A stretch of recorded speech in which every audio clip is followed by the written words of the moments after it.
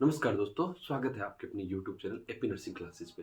आज का हमारा एक बहुत ही important topic that is the sputum culture specimen. देखो, जब स्पुटम के कल्चर के लिए हम लोगों को स्पेसिमेन कलेक्ट करना होता है तब हम लोग क्या क्या करते हैं। देखो, सबसे पहली इंपॉर्टेंट चीज होती है, जब भी आपको स्पुटम कलेक्शन करना हो, it should be collected early morning. Sputum specimen should be collected at early morning. दूसरा हम लोग बोल सकते हैं कि स्पुटम स्पेसिमेन कब कब कैसे कलेक्ट करेंगे, before brushing. Before brushing, patient ने ब्रश नहीं किया हो उससे पहले हम लोग यहाँ पे सैंपल कलेक्ट करेंगे।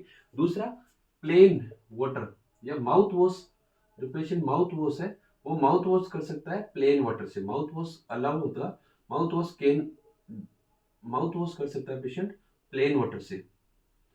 Plane water, plain tap water से पेशेंट माउथ वॉश कर सकता है, बट कोई भी antiseptic should avoid, should be avoid antiseptic solution. Antiseptic solution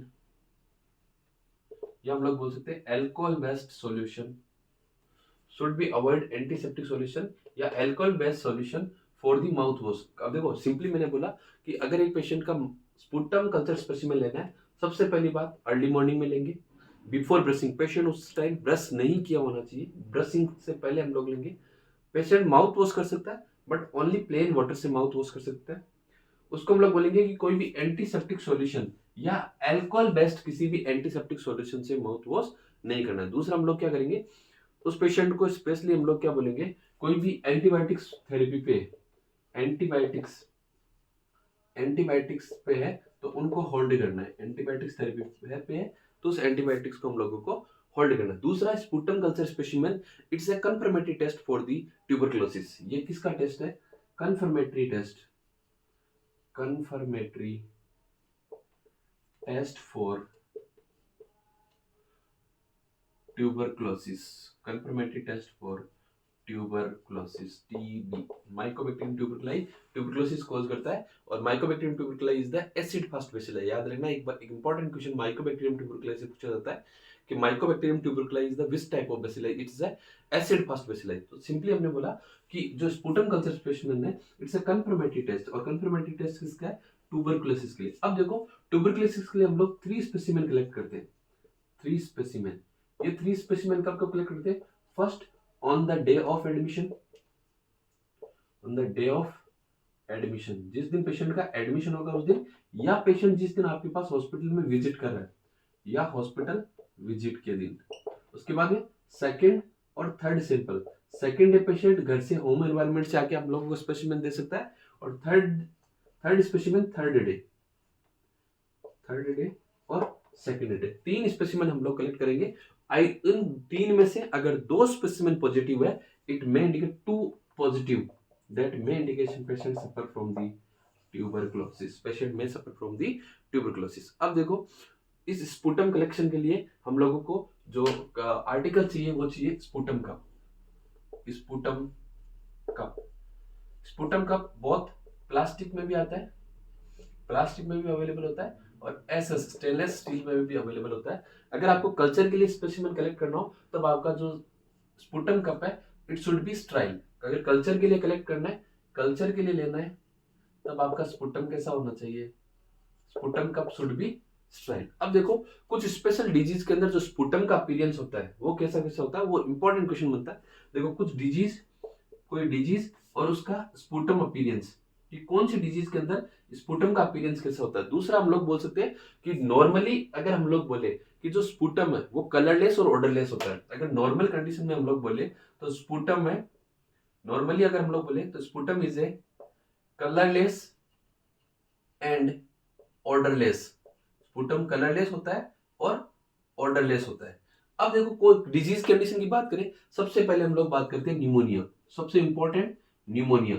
pneumonia के अंदर जो स्पुटम देखने को मिलता है that is the rusty sputum, that is the rusty sputum. Patient को निमोनिया है और निमोनिया के पेशेंट के अंदर किस टाइप का स्पुटम देखने को मिलता है, रस्टी स्पुटम। देन उसके बाद में आता है second one, that is the asthma. Patient suffers from the asthma. Asthma के जो पेशेंट है उसके अंदर वाटरी म्यूकोइड टाइप का स्पुटम हम लोगों को देखने को मिलता है, वाटरी म्यूकोइड टाइप का जो स्पुटम है it should be scene. Asthma के बाद हम लोग बात करते हैं लंग एप्सिस। थर्ड वन जो रेस्पिरेटरी डिजीज है लंग एप्सिस।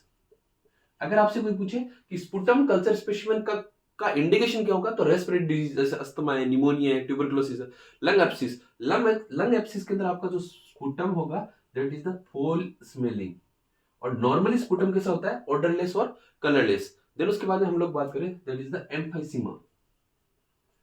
एम्फाइसीमा, तो एम्फाइसीमा का पेशेंट होगा उसके अंदर जो स्पुटम होगा that is the thick and tenacious. Thick होगा, tenacious, thick and tenacious sputum आपको देखने को मिलेगा। And last one that is the TB, tuberculosis. Tuberculosis के अंदर, अर्ली ट्यूबरक्लोसिस के अंदर अलग टाइप का स्पुटम देखने को मिलेगा और लेट ट्यूबरक्लोसिस के अंदर अलग टाइप का स्पुटम देखने को मिलेगा। अगर अर्ली टाइप का है तो वहां पे स्पुटम देखने को मिलेगा that is the mucopurulent, that is the mucopurulent. Early stage of tuberculosis के अंदर जो स्पुटम है that should be seen mucopurulent. और लेट स्टेज के अंदर हम लोगों को देखने को मिलेगा that is the haemoptysis. Late stage है तब हम लोगों को, अगर ट्यूबरक्लोसिस की लेट स्टेज है तब haemoptysis. Haemoptysis is the blood with sputum, जो स्पुटम है उसके साथ हम लोगों को यहाँ पे ब्लड भी देखने को मिल सकता है। It's all about the sputum culture. देखो यहाँ पे इंपॉर्टेंट क्वेश्चन क्या है, एक सबसे इंपॉर्टेंट है कि ट्यूबरक्लोसिस के लिए sputum specimen collection is the confirmatory test. Sputum collection कब करते हैं, that is the early morning. It should be collected at early morning before brushing, before breakfast हम लोग उसको कलेक्ट करते हैं।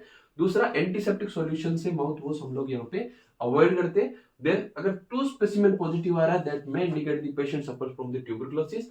स्पुटम कप में हम लोग कलेक्ट करते हैं। देन उसके अलावा नॉर्मली स्पुटम है ये कलरलेस और ऑर्डरलेस होता है। अगर निमोनिया का पेशेंट है तो उसमें रेस्पिरेटरी स्पुटम आएगा। अस्थमा का पेशेंट है तो वाटरी स्पुटम आएगा। लंग एप्सिस का है तो फोल स्मेल आएगा। एम्फाइसीमा का थिक टोनेसिस होगा। और टीबी के अर्ली फेज के अंदर जो म्यूकोप्रूलेंट होगा और लेट फेज के अंदर हम लोगों को हिमोप्टाइसिस, ब्लड विद स्पुटम देखने को मिलेगा। It's all about the sputum specimen culture. अगर वीडियो अच्छा लगे तो लाइक करना, शेयर करना एंड सब्सक्राइब करना। Thank you so much.